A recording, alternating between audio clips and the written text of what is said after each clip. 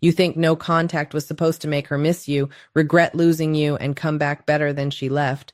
But now she found someone else, and you're sitting there wondering if your silence pushed her into his arms. It didn't. It exposed what you were really leaning on. Let's get something straight right now. The pain you feel is real. The sting is real.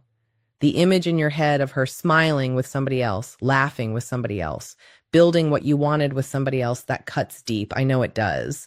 But the story you're attaching to that pain is what's destroying you.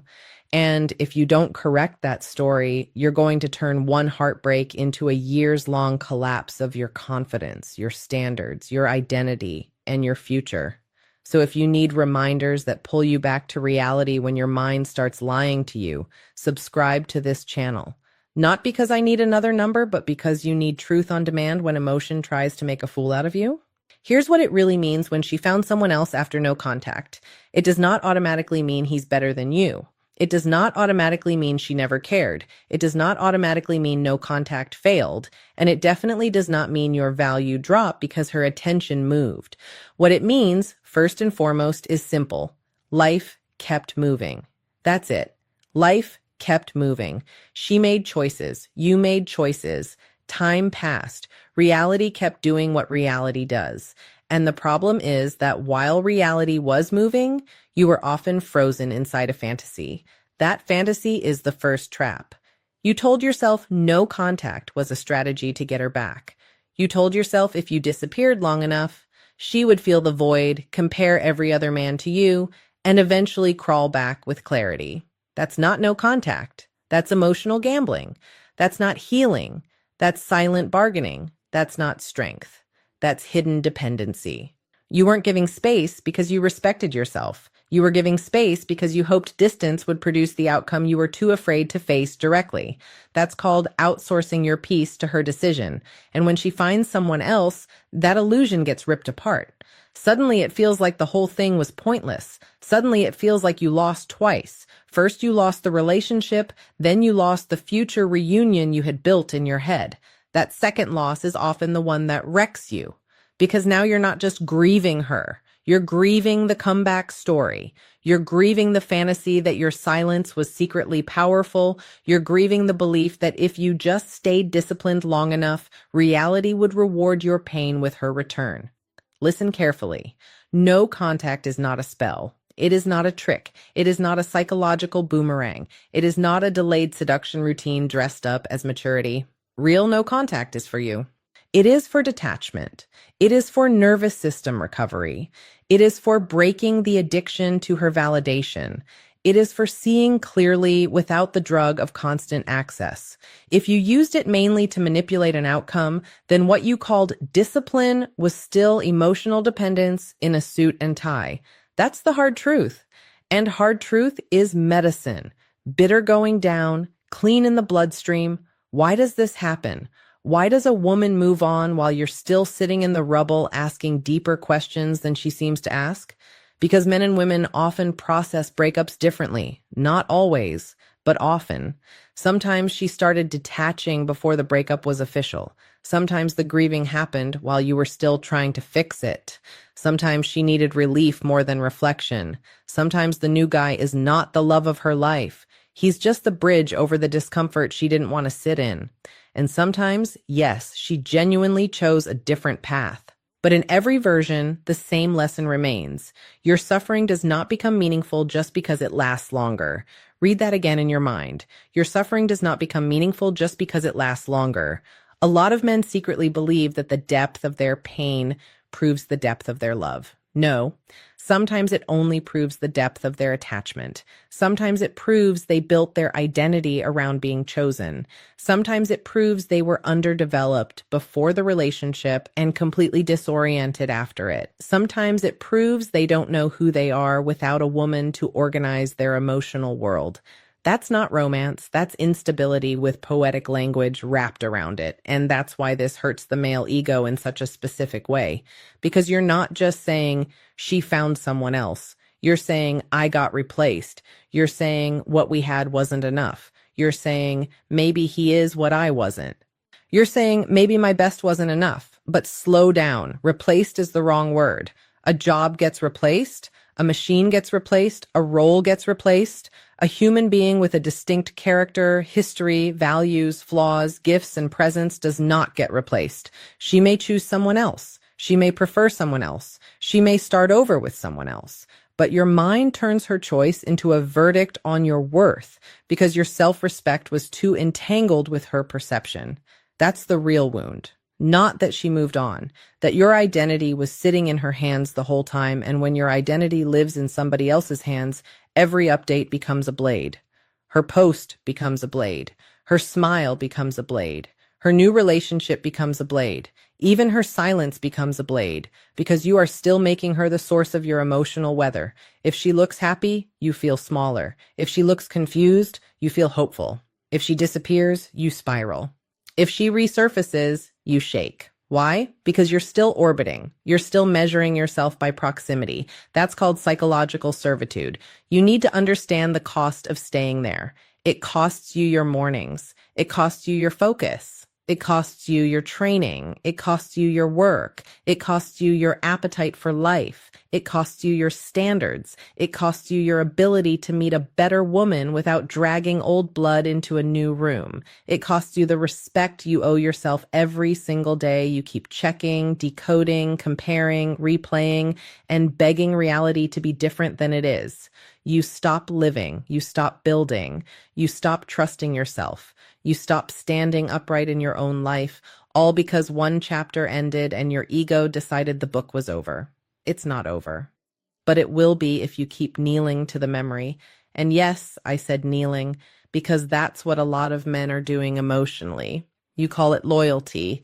You call it processing. You call it closure. But what it really is worship of what no longer chooses you. You are bowing to an image, bowing to a memory, bowing to a woman who may not even be who you think she is anymore. The version in your head is frozen in emotional amber, but the real person kept changing, kept deciding, kept moving, and you keep talking to a ghost like it still holds your future. Let me push this deeper. If she found someone else after no contact, one of the worst things you can do is make her new relationship the measurement of your value. Why? Because you do not know what that relationship actually is. You know the headline. You do not know the substance. You know the photo. You do not know the dynamic. You know the display. You do not know the cost. Maybe it lasts. Maybe it doesn't. Maybe it's healthy. Maybe it's a rebound. Maybe it's grounded. Maybe it's chaos with good lighting. You don't know. And your mind, in the absence of facts, will always fill the gap with self-punishment if you let it. That's what wounded pride does. It writes fiction with your blood. So here's the reframe. Her moving on is not proof that you lost. It is proof that the chapter is forcing you to become honest. Honest about whether you are actually healing or just waiting. Honest about whether you loved her or were addicted to what she made you feel about yourself. Honest about whether your life had real structure before her. Honest about whether you've been calling emotional dependence depth. Honest about whether your standards disappear the second loneliness shows up. Honest about whether you respect yourself only when somebody beautiful reflects it back to you. That's the turning point. Because once you get honest, you can finally get free. Now let's talk about the man who gets free. Not the boy who performs indifference while secretly checking her page at 1:13 in the morning. Not the wounded actor posting gym selfies as coded revenge. Not the guy pretending he's moved on because he can recite stoic quotes with a clenched jaw. I'm talking about the man who embodies the solution, the man who does not need to hate her in order to release her, the man who does not need to degrade her new relationship to recover his dignity. The man who does not chase what withdrew and does not collapse when reality disappoints him. He is grounded. That means his emotions are real, but they do not run the kingdom. He feels the hit, but he does not hand the steering wheel to the hit. He can miss her without idealizing her. He can hurt without humiliating himself. He can remember without returning. He can love what was and still refuse to live in what was. That's power. He has boundaries. Real ones, not dramatic speeches, not blocked-unblocked games, boundaries. He understands that access to him is earned by reciprocity, not nostalgia. He understands that being wanted occasionally is not the same as being chosen consistently. He understands that chemistry without alignment is a liability. He understands that closure is not always given. Sometimes closure is a decision. Sometimes closure is you saying, I have enough information. I was not met. I release this. He has purpose, not as a distraction, as structure. There's a difference. A distracted man stays busy to avoid pain. A purposeful man builds because that is who he is. One is escaping himself, the other is becoming himself. The purposeful man returns to his body, his mission, his finances, his craft, his discipline, his relationships with strong men, his spiritual center, his responsibilities. He does not do this to make her jealous. He does it because he refuses to let heartbreak turn him into a spectator in his own life. He has self-respect, the kind that shows up in private. Self-respect is not loud. It does not need an audience. It does not announce its boundaries every 5 minutes. It simply acts accordingly. It does not beg for breadcrumbs. It does not negotiate for half love. It does not re-enter confusion just because loneliness got heavy on a Sunday. It does not call chaos passion. It does not call inconsistency mystery. It does not call disrespect a complicated situation. It names things accurately, and accurate naming changes your life. Because once you stop romanticizing what hurt you, your grip starts to loosen. That's called maturity. Now ask yourself a hard question. If she came back today, but came back with the same ambiguity, the same inconsistency, the same emotional instability, the same misalignment, would you really want that? Or do you only want her back because another man touched your ego wound? Be honest. Because a lot of men don't miss the woman as much as they miss winning. They don't miss the relationship as much as they miss reversing the humiliation. They don't want love. They want evidence that they still matter. But if your healing is built on needing to be chosen by the person who hurt you, then your healing is still chained to the injury. Break the chain. Here's what you do now. First, stop interpreting her new relationship. Stop studying it. Stop reading into it. Stop turning every update into a courtroom exhibit. You are not a detective. You are not a historian of her choices. You are a man trying to reclaim his life. Redirect the energy. Every minute spent decoding her is a minute stolen from rebuilding you. Stop checking her page completely, not less. Not only when I'm feeling strong, stop. Because every peak reopens the wound and then you wonder why you can't heal. That's like picking at a scar and calling yourself unlucky because it won't close. It won't close because you won't stop touching it. Stop talking about her to everyone who will listen. There's a difference between processing and rehearsing helplessness. If every conversation loops back to her, then you are not gaining clarity. You are reinforcing identity through pain. You are becoming the guy this happened to. Kill that identity before it kills your future. Stop making your routines negotiable.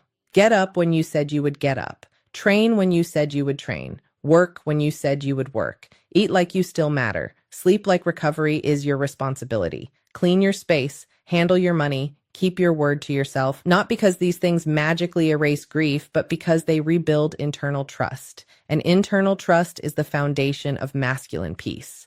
Start telling the truth in simple language. It ended. She moved on. I'm hurt. I don't like it. But I will not abandon myself because of it.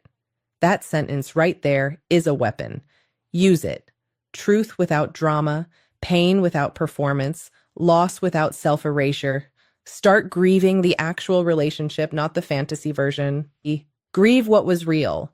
The connection, the routines, the intimacy, the plans. Fine. Grieve it. But do not grieve the imaginary future as if it was promised. It wasn't. You have to separate memory from mythology. One is human, the other is self-torture. Start auditing your blind spots. Where were you weak before her? Where did you lose yourself during the relationship? Where did you tolerate what you should have addressed? Where did you perform instead of communicate? Where did you make her the center and call it love? Where did you ignore your own unease because you were afraid of losing access? These questions are not for self-hatred. They are for self-responsibility. Blame keeps you small. Responsibility builds you. Start expanding your life until this is a chapter, not a definition. Reconnect with the men who sharpen you. Build a body that can carry stress. Build work that commands your focus. Build a schedule that does not leave giant empty holes for obsession to crawl into. Build standards. Build taste. Build patience. Build a life so substantial that no single person's exit can make the whole structure collapse. And let me say something a lot of men need to hear. You do not need to become colder. You do not need to become cruel. You do not need to start using women, punishing women, distrusting every woman, or turning pain into a personality. That is not strength. That is injury-seeking camouflage. The goal is not to harden into bitterness. The goal is to solidify into clarity. There is a difference. Bitter men are still controlled by the past. Clear men are free from it. So no, the answer is not to prove something through endless casual attention. The answer is not to chase validation at scale. The answer is not to build a fake empire of options because your ego can't stand one woman choosing differently. If you do that, she still owns you indirectly. You're still reacting, still compensating, still building your life in opposition to a ghost. The real flex is neutrality, calm, presence, precision, the ability to say, that happened, it hurt, I learned, I'm moving. The ability to meet the memory without collapsing into it.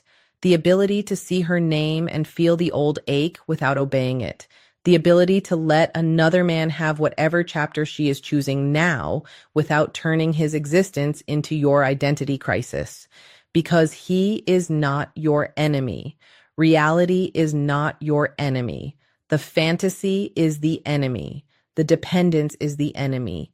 The undisciplined mind is the enemy. The part of you that keeps begging the past to edit itself is the enemy. That is what you fight. Not her, not him. That. And if you keep fighting the right battle, something powerful happens. The obsession weakens, the pedestal cracks, the narrative changes. You stop asking, how could she? And start asking, why was my center so easy to shake? You stop asking, was he better? And start asking, why did I make comparison my prison? You stop asking, will she regret it? And start asking, what kind of man am I becoming because of it? Those are better questions. Better questions create better men. This is where self-respect comes alive, not as a slogan, as behavior. Self-respect is deleting what keeps poisoning you. Self-respect is refusing to contact her for relief. Self-respect is not auditioning for a role in your own replacement story. Self-respect is not waiting on the bench hoping life puts you back in the game. Self-respect is standing up, leaving the stadium, and building a life bigger than the outcome you once begged for. And yes, there will be nights when it hits again. Nights when the room gets quiet and your mind starts showing old footage. Nights when you remember her softness, her laugh, her eyes, the way things felt before they fell apart. Nights when the idea of her with someone else feels like acid in your chest. Fine, feel it, but do not follow it. There is a difference between feeling and following. A man with no discipline follows every feeling. A grounded man lets feelings pass through without turning them into commands. You say, I feel pain. True. You do not say, therefore I must check her page. You say, I feel anger. True. You do not say, therefore I must send a message. You say, I feel replaced. True as a feeling. You do not say, therefore it is true about my worth. That's emotional sobriety. That's grown man work. Let me give you another truth. Sometimes the reason this crushes you is because she was not just your partner. She was your mirror. She reflected back a version of you that felt significant, desired, alive, and now that mirror is gone and you're terrified there's nothing underneath, so you chase the mirror. You obsess over who's holding it now. You wonder whether he sees the same glow you once saw, but the work is not to get the mirror back. The work is to become a man who generates worth from within, so he can love without using love as life support. That changes everything. Then if love comes again, you meet it differently. You don't cling. You don't overmerge. You don't disappear into pleasing. You don't treat every conflict like a threat to your existence. You don't perform strength while secretly panicking. You show up honest, stable, present, and discerning. You choose slower. You watch consistency. You ask whether values align. You pay attention to peace, not just chemistry. You stop mistaking intensity for depth. That's what men do after they learn the right lesson from loss. But if you refuse the lesson, you repeat the pattern. Different face, same wound. Different relationship, same dependency. Different breakup, same collapse. That's why this matters. This is not just about her. It's about whether pain is going to educate you or enslave you. So let me say it as clearly as I can. She found someone else after no contact. Painful. Yes. Personal. Maybe. Final verdict on your worth? Absolutely not. The breakup revealed something. The no contact revealed something. Her moving on revealed something. But what it revealed most was the condition of your inner world, where you were sturdy, where you were fragile, where you were honest, where you were pretending, where you were attached, where you were still a boy asking a woman to tell him who he is. Now you know. Good. Now build.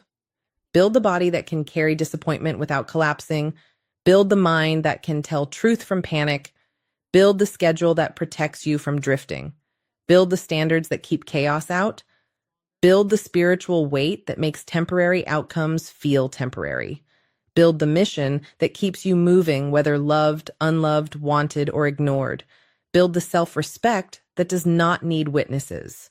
And when you build long enough, something subtle happens. You stop wanting to be the man who gets her back. You start wanting to be the man who never abandons himself again. That is the upgrade. That is the shift. That is the moment the whole heartbreak stops being a grave and starts being a forge. Because the real loss was never just her.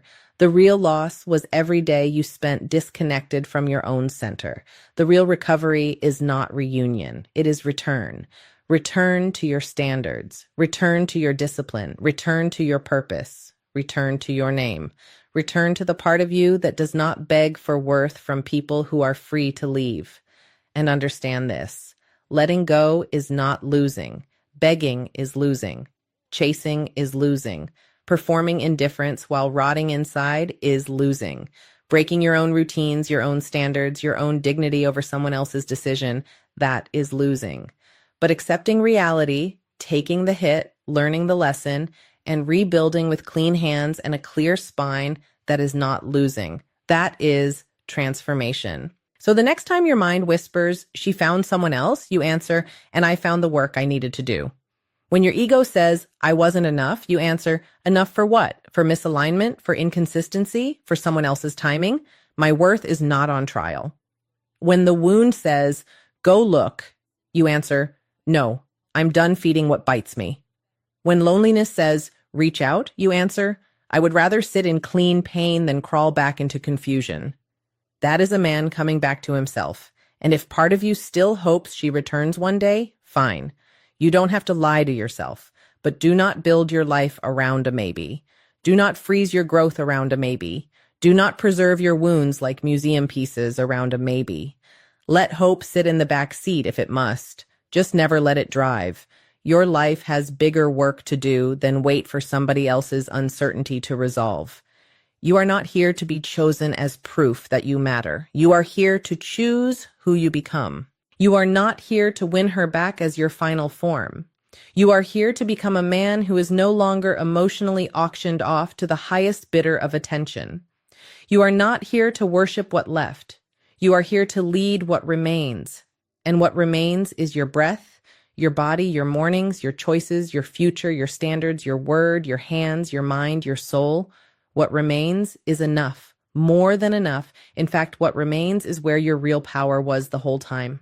So stand up, wash your face, clean your room, train your body, call your brothers, handle your business, cut the digital umbilical cord, stop monitoring, stop fantasizing, stop negotiating with reality, face what is, build what's next, and do it with so much honesty that peace has no choice but to return. Because in the end, this is not the story of a woman finding someone else.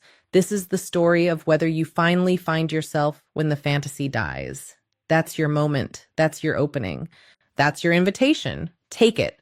And remember this when the old ache comes back. You are not the rejected version of yourself. You are not the abandoned version of yourself. You are not the backup option in your own life. You are not the man who was left behind. You are the man being called forward. You are the one who decides what this pain becomes. You are the one who decides whether heartbreak makes you smaller or makes you honest. You are the one who decides whether your life keeps orbiting what ended or starts building what matters. You are not waiting for the answer. You are the answer. If you want more truth like this, more clarity when your emotions get loud, subscribe and stay close to this channel. Not for entertainment, for recalibration, for reminders, for the kind of message that puts your spine back where it belongs. And if you're serious about becoming the man who does not break every time life refuses his script, then you belong here.